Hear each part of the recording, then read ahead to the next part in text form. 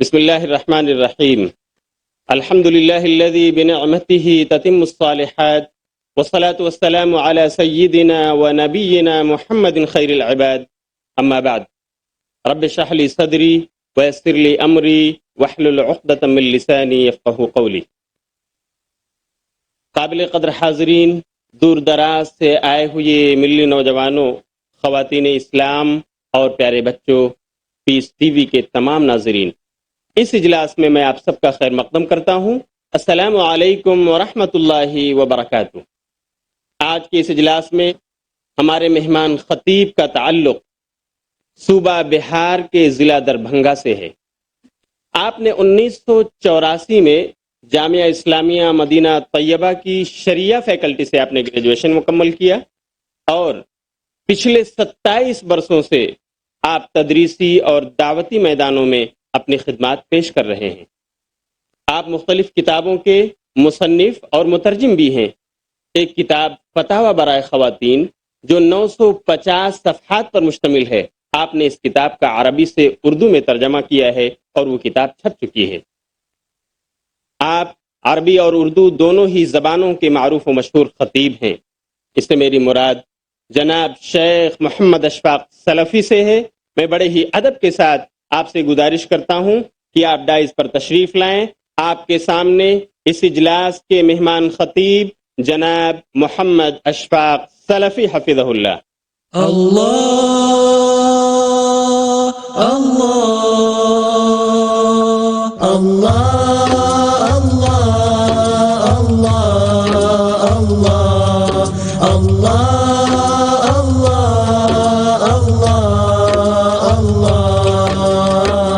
كلما ناديت ياه قال يا عبدي أنا الله. كلما ناديت ياه قال يا عبدي أنا الله. الله الله الله الله الله الله الله. كلما ناديت ياه قال يا عبدي أنا الله. كلما ناديت ياه قال يا. الحمد لله نحمده ونستعينه ونستغفره ونعوذ بالله من شرور أنفسنا وسيئات أعمالنا. من يهده الله فلا مضل له ومن يضلل فلا هادي له، وأشهد أن لا إله إلا الله وحده لا شريك له، وأشهد أن محمدا عبده ورسوله. أما بعد، أعوذ بالله من الشيطان الرجيم. من عمل صالحا من ذكر أو أنثى وهو مؤمن فلنحيينه حياة طيبة ولنجزينهم أجرهم بأحسن ما كانوا يعملون. وقال النبي المصطفى صلى الله عليه وسلم فيما رواه الشيخان من حديث عائشة الصديقة رضي الله عنها: من أحدث في أمرنا هذا ما ليس منه فهو رد. وروى الإمام مسلم في صحيحه عن عائشة رضي الله عنها: من عمل عملا ليس عليه أمرنا فهو رد. محترم سامعین و ناظرین، میں آج آپ کے سامنے عبادات، فوائد و ثمرات کے عنوان سے لب کشائی کرنا چاہتا ہوں۔ اللہ سبحانہ و تعالی نے ہماری تخلیق، انبیاء کرام کی بعثت اور آسمانی کتابوں کے نزول کا مقصد اپنی خالص بندگی کو قرار دیا ہے۔ رب العالمین کا ارشاد ہے: وما خلقت الجن والانس الا ليعبدون. میں نے جن و انس کو صرف اپنی عبادت کے لیے پیدا کیا ہے، اس لیے پیدا کیا ہے تاکہ میں انہیں حکم دوں کہ وہ صرف میری عبادت کریں اور میرے علاوہ کسی اور کی بندگی نہ کریں۔ انبیاء کرام کی بعثت کی غرض و غایت اللہ سبحانہ وتعالیٰ بیان فرماتا ہے: وَلَقَدْ بَعَثْنَا فِي كُلِّ أُمَّةٍ رَسُولًا أَنِ اعْبُدُوا اللَّهَ وَاجْتَنِبُوا الطَّاغُوتَ. ہم نے ہر امت میں کوئی نہ کوئی رسول بھیجا۔ بھیجنے کا مقصد یہ تھا کہ دنیا انسانیت صرف اللہ کی بندگی کرے اور اللہ کے علاوہ کی بندگی سے اجتناب کرے، دور بھاگے۔ اللہ رب العالمین کا ارشاد ہے: وما ارسلنا من قبلك من رسول الا نوحي اليه انه لا اله الا انا فاعبدون. اے نبی، ہم نے آپ سے پہلے جس رسول کو بھی ہم نے بھیجا اس کو یہی تعلیم دی کہ اللہ ہی بندگی کے لائق ہے، لہذا لوگوں کو چاہیے کہ صرف اللہ ہی کی بندگی کرے. لوگوں پر واجب ہے کہ وہ صرف اللہ کی بندگی کرے، اللہ کے سوا کسی کی بندگی کسی حال میں نہ کرے. ایک جگہ اللہ نے فرمایا وَاسْأَلْ مَنْ أَرْسَلْنَا مِنْ قَبْلِكَ مِنْ رُسُلِنَا أَجَعَلْنَا مِنْ دُونِ الرَّحْمَنِ آلِهَةً يُعْبَدُونَ. آپ اگلی قوموں سے پوچھئے جن کی طرف سابقین انبیاء اور رسول آ چکے ہیں کہ کیا ہم نے کبھی ان کے ذریعے یہ تعلیم دلوائی ہے کہ اللہ سبحانہ وتعالیٰ جس کا نام اسم اللہ العظم الرحمن ہے، کیا رحمان کے علاوہ بھی دوسرے معبودوں کو بنایا جائے اور ان کی پرستش روا رکھی جائے؟ کیا ہم نے اس کا حکم کسی قوم کو دیا ہے کسی رسول کے ذریعے؟ یعنی کبھی یہ حکم نہیں دیا. تو تمام انبیاء کی بعثت اور ان کی رسالت کی غرض و غایت صرف دنیا انسانیت کو اللہ واحد کی بندگی کی طرف بلانا ہے. میرے بزرگوں دوستو، عبادت کا لفظ بڑا جامع لفظ ہے. عبادت کی تعریف شیخ الاسلام ابن تیمیہ رحمۃ اللہ علیہ فرماتے ہیں العبادہ اسم جامع لکل ما يحبہ اللہ ویرضاہ من الاقوال والاعمال الظاہرة والباطنہ. یہ سب سے جامع تعریف ہے. ہر وہ قول و عمل جس سے اللہ رب العالمین راضی اور خوش ہوتا ہے، ہر وہ بات، ہر وہ کام جس کو اللہ رب العالمین پسند کرتا ہے، خواہ اس کا تعلق ظاہر سے ہو کہ باطن سے، وہ عبادت ہے. اب اس کے اندر خوف، امید، توکل، انابت، رغبت، توبہ، استغفار، ذبح، نذر، دعا، فریاد طلبی، جتنی طرح کی عبادتیں ہیں وہ سب کی سب عبادت کے اندر داخل ہے. حتیٰ کہ دنیا کو دین کی روشنی میں حاصل کرنا اور دین کے فروغ کے لیے دنیا کمانا، اللہ سبحانہ تعالیٰ کی بندگی کی خاطر، یہ کسب معاش بھی ہمارے لیے عبادت ہے، بشرطے کہ شریعت کے ضابطے اور اصول کے مطابق دنیا کمائی جائے اور جائز اور مفید راستوں میں مال کو خرچ کیا جائے. اسی طرح عبادات کے اندر وہ امہات العبادات جنہیں ارکان اربع کہتے ہیں، اسلام کی 4 اہم ارکان نماز، زکوٰۃ، روزہ اور حج بھی ہے، جس پر حدیث جبریل مشتمل ہے، جو صحیح مسلم کی پہلی حدیث حضرت عمر بن خطاب رضی اللہ عنہ سے روایت ہے کہ نبی کریم صلی اللہ علیہ وسلم نے جبریل کے سامنے جو انسانی شکل میں تشریف لائے تھے اور جنہیں وہاں موجود لوگوں میں سے کوئی بھی نہ جانتا تھا کیونکہ وہ سیدھے آسمان سے اترے تھے، انہوں نے اسلام کا ڈیفینیشن معلوم کرنا چاہا نبی صلی اللہ علیہ وسلم سے، تو نبی صلی اللہ علیہ وسلم نے فرمایا الاسلام ان تشہد اللہ الہ الا اللہ وان محمد رسول اللہ وتقیم الصلاۃ وتؤتی الزکوٰۃ وتصوم رمضان وتحج البیت ان استطعت الیہ سبیلا. علم، یقین اور صداقت کی بنیاد پر گواہی دو کہ اللہ سبحانہ وتعالیٰ کے سوا کوئی بندگی کے لائق نہیں، اور گواہی اس بات کی بھی دو علم و یقین اور صداقت کی بنیاد پر کہ محمد صلی اللہ علیہ وسلم اللہ کے رسول ہیں، اور نماز قائم کرو، زکوٰۃ دو، ماہ رمضان کے روزے رکھو، اور حج بیت اللہ کی استطاعت ہو تو حج کرو. ارکان اسلام کے تعلق سے صحیح بخاری میں پہلی حدیث جو کتاب الایمان کے اندر موجود ہے، جس کے راوی حضرت عبداللہ بن عمر رضی اللہ عنہ ہیں، فرماتے ہیں نبی کریم صلی اللہ علیہ وسلم نے فرمایا بنی الاسلام علی 5 شہادت اللہ الہ الا اللہ وان محمد رسول اللہ واقام الصلاۃ وایتاء الزکوٰۃ وصوم رمضان وحج البیت الی آخر الحدیث، کہ اسلام کی بنیاد 5 چیزوں پر ہے: اللہ وحدہ لا شریک لہ کی وحدانیت کی گواہی، محمد رسول اللہ صلی اللہ علیہ وسلم کی رسالت کی گواہی، یہ ایک ہے، یہ توحید اور رسالت کا اقرار ہے. دوسری چیز نماز قائم کرنا، تیسری چیز مال کی زکوٰۃ دینا، چوتھی چیز ماہ رمضان کے روزے رکھنا، اور 5ویں چیز جو اسلام کی اہم بنیاد ہے جن ستونوں پر، اس میں 5واں ستون حج بیت اللہ ہے اس شخص کے لیے جو اس کی طاقت رکھتا ہو. بزرگوں دوستو، یہ تمام چیزیں جن کا ذکر ہوا یہ عبادت کی بعض قسمیں تھی. ان کے علاوہ بھی اور ہر وہ قول، ہر وہ فعل جس سے اللہ راضی ہو، شریعت کے مطابق اگر کیا جائے تو وہ عین اسلام میں عبادت ہے. عبادت کی قبولیت کے لیے اور عبادت کی صحت کے لیے 2 بنیادی شرطیں. پہلی شرط یہ ہے کہ بندگی خالص اللہ کے لیے، اللہ کے علاوہ کسی کے لیے بندگی شمہ برابر بھی، ذرہ برابر بھی روا نہ رکھا جائے، جائز نہ سمجھا جائے، کیونکہ بندگی صرف اللہ کا حق ہے، پہلا اور بنیادی حق، اول حق، اہم حق جو ہم بندوں پر عائد ہوتا ہے. اور دوسری چیز یہ ہے کہ اللہ کی بندگی خالص محمد صلی اللہ علیہ وسلم کی صحیح سنت اور آپ کی صحیح حدیث کے مطابق کی جائے. یہی کلمہ کے دونوں جز کا تقاضا ہے.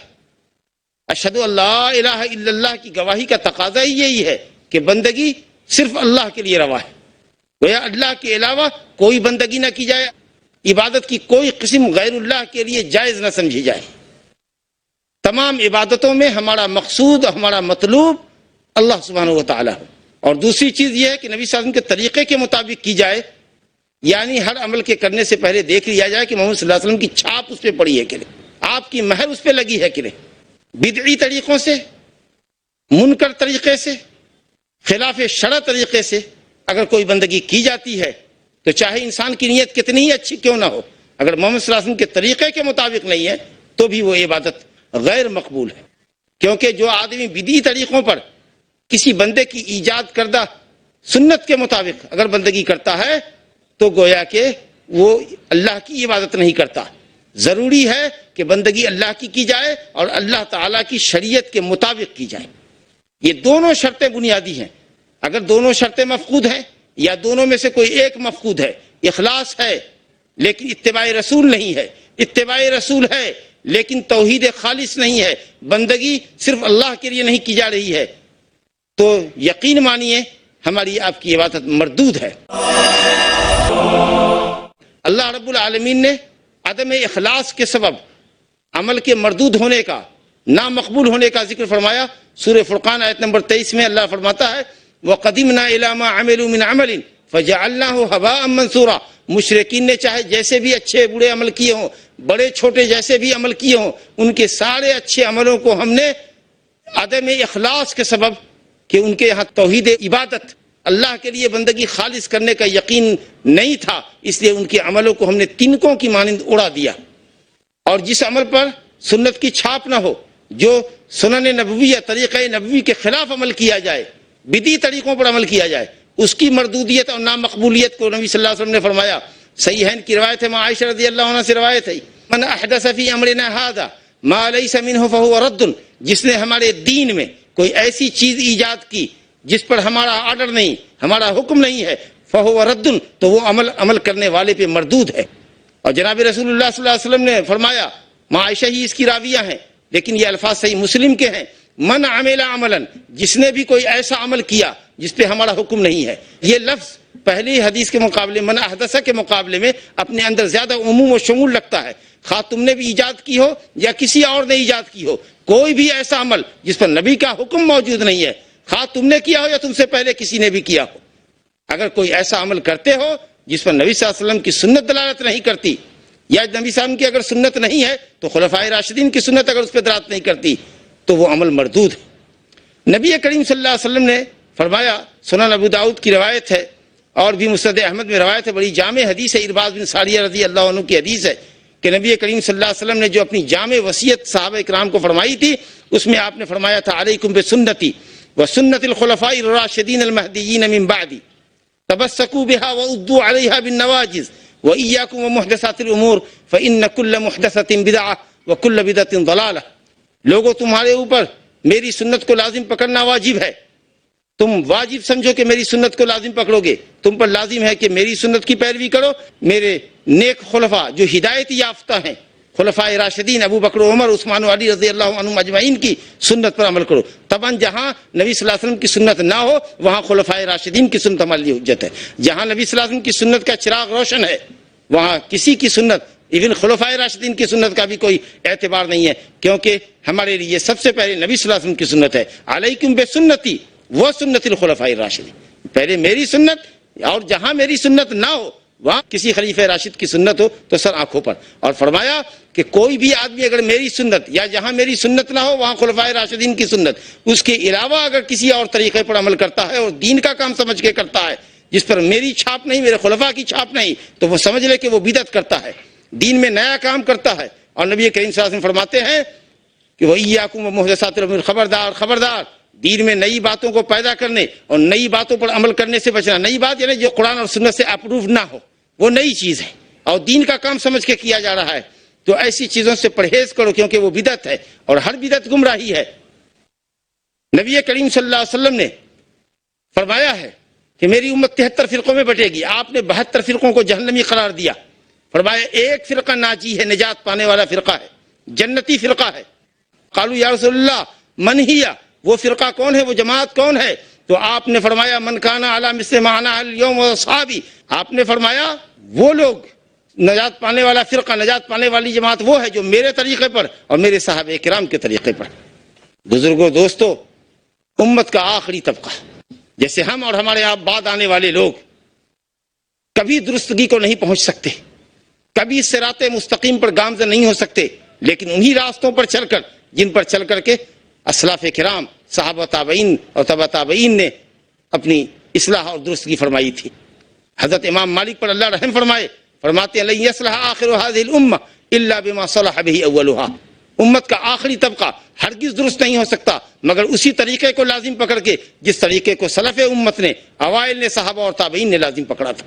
اور اگر کوئی شخص دین میں نئی بدعت پیدا کرتا ہے یا جو چیز دین میں ثابت نہیں ہے اس کو ثابت کرتا ہے اور زبردستی تعویلات کے ذریعے، شبہات کے ذریعے اس کو سند جواز فراہم کرتا ہے اور عمل کرتا ہے جو کہ ثابت نہیں ہے، اور اس کو کہتا ہے چلو بدعت حسنہ ہے، اچھی چیز ہے بھائی، اگرچہ نبی صلی اللہ علیہ وسلم نے نہیں کیا، خلفائے راشدین نے نہیں کیا، لیکن چیز تو اچھی ہے، میری نیت تو اچھی ہے، اگر ایسا سمجھ کے کرتا ہے آپ یقین مانیے، حضرت امام مالک فرماتے ہیں من ابتدع فی الاسلام بدعۃ یراها حسنۃ فقد زعم ان محمدا قد خان الرسالہ واللہ سبحانہ وتعالی یقول اليوم اکملت لکم دینکم واتممت علیکم نعمتی ورضیت لکم الاسلام دینا۔ جو کوئی دین میں بدعت ایجاد کرتا ہے اور کہتا ہے کہ یہ اچھی بدعت ہے تو وہ یہ سمجھ لے کہ وہ یہ سمجھتا ہے، اگرچہ زبان سے نہیں کہتا لیکن شاید وہ یہ سمجھتا ہے کہ محمد صلی اللہ علیہ وسلم نے اللہ کا پیغام پہنچانے میں نعوذ باللہ، یہ انڈر بڑائی کا لفظ ہے، نعوذ باللہ کہ خیانت کی ہے، کیونکہ اگر وہ چیز بھلی ہوتی، اچھی ہوتی تو یقیناً نبی صلی اللہ علیہ وسلم اس پر عمل کرتے اور اپنی امت کو عمل کرنے کی ترغیب دیتے، لیکن نہ آپ نے عمل کیا، نہ امت کو فرمایا، اور پھر بھی آپ اس کو اچھا سمجھ کے کر رہے ہیں۔ اس کا مطلب یہ کہ آپ نبی صلی اللہ علیہ وسلم پر تبلیغ رسالت کے سلسلے میں اتہام لگا رہے ہیں کہ آپ نے دین مکمل نہیں پہنچایا، کچھ خیر اور بھلائی امت سے چھپا لیا، جو آپ کو بھلائی نہیں سوجھی، خلفائے راشدین کو نہیں سوجھی، وہ بعد میں آنے والی امت کے افراد کو سوجھی۔ نعوذ باللہ، کتنا خطرناک معاملہ ہے۔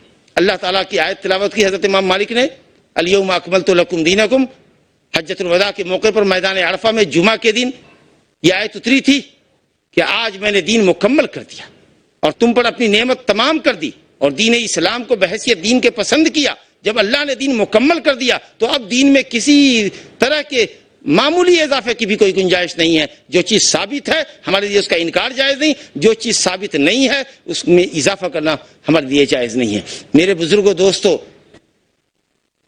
چاہے نیت، جیسا کہ میں نے عرض کیا، انسان کی نیت کسی عمل کے پیچھے چاہے جتنی اچھی ہو، لیکن اگر وہ سنت رسول کے مطابق نہیں ہے، شرع محمدی کے موافق نہیں ہے، تو صرف نیت حسنہ سے کوئی عمل درست نہیں ہو سکتا۔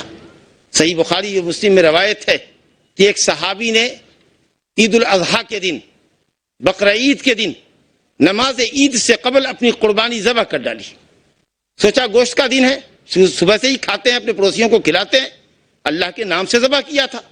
قربانی کا جو مقصد ہے وہ مقصد بھی سامنے تھا کہ گوشت کھاؤ اور کھلاؤ، لیکن نماز عید سے پہلے انہوں نے قربانی کی تھی۔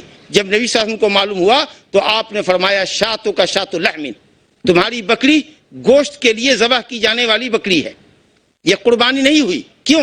اس لیے کہ ہمارے ہاں قربانی میں نبی صلی اللہ علیہ وسلم کا طریقہ ہے کہ پہلے نماز ادا کرے اس کے بعد قربانی کرے، تم نے پہلے قربانی کی بعد میں نماز ادا کی۔ نیت اچھی ہے، ذبح کرنے کا شرعی طریقہ بھی موجود ہے، لیکن سنت کی موافقت نہیں ہے۔ کہا یہ بکری گوشت کے لیے ذبح کی جانے والی بکری ہے، قربانی کی بکری نہیں ہے۔ اس نے کہا یا رسول اللہ میرے پاس تو اب دتی ہوئی کوئی بکری نہیں ہے، میرے پاس غیر دتا ہوا بکری کا بچہ ہے، توانا تندرست ہے۔ آپ نے کہا کر لو، لیکن صرف تمہارے لیے جائز ہے، تمہارے بعد کسی اور کے لیے جائز نہیں ہے۔ حضرت علامہ حافظ ابن حجر اسقلانی رحمۃ اللہ علیہ فتح الباری شرح صحیح البخاری میں اس حدیث کی شرح کے نیچے شرح میں لکھتے ہیں، ابو محمد ابن ابی جمرہ کا قول، بڑے مشہور محدث کا قول نقل کرتے ہیں کہ اس حدیث سے ثابت ہوا کہ آدمی کی نیت چاہے جتنی اچھی ہو، نیت حسنہ اگر شرع محمدی کے موافق نہیں ہے، سنت نبوی کے موافق نہیں ہے، تو صرف اچھی نیت سے کوئی عمل اچھا نہیں ہو سکتا۔ بزرگوں، دوستو، اس کو اور ایک واقعے سے آپ سمجھیں۔ صحابی جلیل حضرت عبداللہ بن مسعود رضی اللہ عنہ کو معلوم ہوا کہ کوفہ کی مسجد میں کچھ لوگ مغرب سے لے کر عشاء تک ایک حلقہ بنا کر بیٹھتے ہیں، اور اس میں ایک شخص ہے جو ان کا پیشوا ہے، مولوی ہے، پیر ہے، وہ اس سے سب لوگوں کے ہاتھ میں کنکریاں دی ہوئی ہیں اور وہ سب سے کہتا ہے سبح اللہ 100 مرہ، اللہ کی تسبیح 100 مرتبہ کرو، الحمدللہ 100 مرتبہ کہو، اللہ اکبر 100 مرتبہ کہو، لا الہ الا اللہ 100 مرتبہ کہو۔ لوگ کہتے ہیں اور ایک ایک کنکریوں کو پر گنتے چلے جاتے ہیں۔ اچھے اذکار ہیں، کوئی بدعی ذکر نہیں ہے، سب کلمہ اپنی اپنی جگہ پہاڑوں سے زیادہ وزنی ہے، لیکن جو طریقہ کار ہے وہ طریقہ نبی صلی اللہ علیہ وسلم کا طریقہ نہیں تھا۔ ابن مسعود رضی اللہ عنہ آئے، لوگوں نے جب دیکھا تو کہا یہ مالکم ماذا تصنعون، یہ تم کیا کر رہے ہو، یہ میں کیا دیکھ رہا ہوں؟ کہا یا ابا عبد الرحمن حسن نعد به الذکر والتسبیح والتحلیل، یہ کنکریاں ہیں، ان پر ہم اللہ کا ذکر کر رہے ہیں، تسبیح و تحلیل گن رہے ہیں۔ کہا کہ میں ضمانت لیتا ہوں تم اپنی غلطیاں ان کنکریوں پر گنو، اللہ کی تسبیح مت کرو۔ اے امت محمدیہ، اللہ تم پر رحم کرے، اتنی جلدی ہلاکت میں پڑ گئے۔ نبی کریم صلی اللہ علیہ وسلم کے کپڑے بھی ابھی پرانے نہیں ہوئے، آپ جن برتنوں میں کھایا تھا وہ برتن بھی نہیں ٹوٹے، اور جے تم بے بدعت ظلما و زورا، اور ظلم و زیادتی کرتے ہوئے، دین میں جھوٹ بولتے ہوئے اور جھوٹا عمل کرتے ہوئے تم بدعت لے آئے۔ یہ بتاؤ کہ تم زیادہ واضح شریعت پر ہو یا نبی کریم صلی اللہ علیہ وسلم زیادہ ہدایت پر تھے؟ کہا جب جو تیور دیکھا ابن مسعود رضی اللہ عنہ کا تو کہا یا ابا عبد الرحمن ما اردنا الا الخیر، ہم تو صرف خیر کے ارادے سے بیٹھے تھے، ہمیں کیا معلوم تھا کہ معاملہ اتنا سنگین ہوگا۔ آب زر سے لکھنے کے لائق ہے یہ جملہ، کہا وَكَمْ مِن مُرِيدٍ لِلْخَيْرِ لَن يُصِيبَ، کتنے ہی خیر کا ارادہ کرنے والے ہوتے ہیں، نیت بہت اچھی ہوتی ہے لیکن طریقے مستفوی کے خلاف عمل کرتے ہیں تو صرف نیت سے ان کی نجات نہیں ہوتی، یا نیت حسنہ کی وجہ سے خیر کو وہ نہیں پاتے۔ تو ضروری ہے کہ اچھی نیت کے ساتھ، رضائے الہی کے جذبے کے ساتھ ساتھ سنت نبوی شرع محمدی علی صاحبہا افضل الصلاۃ والسلام کے مطابق ہو۔ بزرگوں، دوستو، عبادات کی اہمیت کہ ہم عبادتوں کے لیے پیدا کیے گئے، انبیاء کرام کی بعثت اور آسمانی کتابوں کے نزول کا مقصد اللہ کی عبادت، خالص بندگی، اور عبادت کی تھوڑی تفصیل، اور پھر عبادت کے لیے 2 بنیادی شرطوں کا ذکر آپ کے سامنے آیا۔